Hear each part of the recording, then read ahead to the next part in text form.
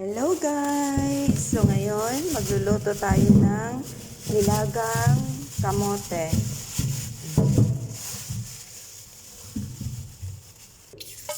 Magpainit muna tayo ng tubig kasi steam ko lang yan. So ito, tama lang.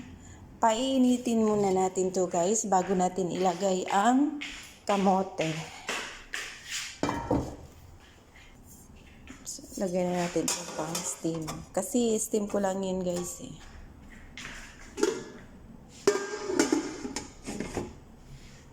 So, ito po lahat yung binili ko kahapon. So, ikakat natin siya into 2 pieces. Kasi malalaki eh. Magbabaon din ako na ito mamaya. Cuts into 2. Tigas. So, ito na po yung lahat yung kamote na hati-hati ko. So, hintayin natin kumulo yung tubig bago natin to ilagay sa steamer. So, ito kumulo na. So, ilalagay na natin yung mga kamote. I-steam lang siya.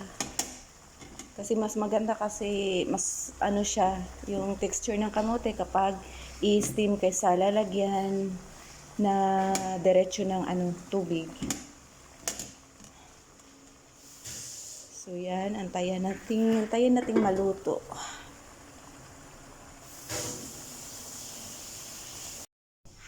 So antayin natin luto na ba? Tigas. Parang luto na to siya. So guys, medyo malambot na siya. Aray mama. So okay na siya guys, luto na. Gusto ko mga ganito lang siya kalambot. Ayoko yung sobrang lambot. So patayin na natin yung apoy.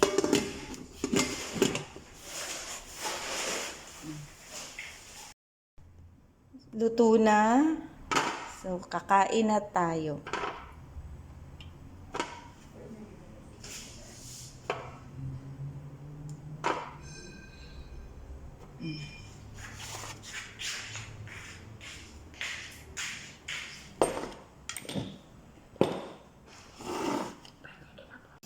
Guys, magbalat na tayo. Kasi gutom na ako. Pang breakfast namin. On diet kasi kami kaya ito yung namin, health is wealth. Tapos partner namin kape, coffee with milk. Sa hindi marunong magbalat dyan, ganito lang ang tutorial sa pagbabalat ng kamote. Pwede rin kayong gumamit ng kutsilyo kung gusto nyo. Ang balat? Ha? Ako di ka balat. Pero masarap din tong yung balat niya. Diretso na, pwede rin. Kasi malinis naman. Pero ako trip ko lang magbalat. So guys, kain na tayo. Tapos na. Kape sa umaga. 3 in 1.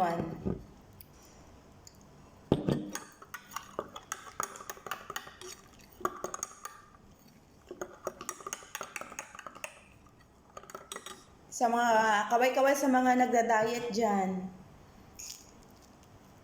kain tayo.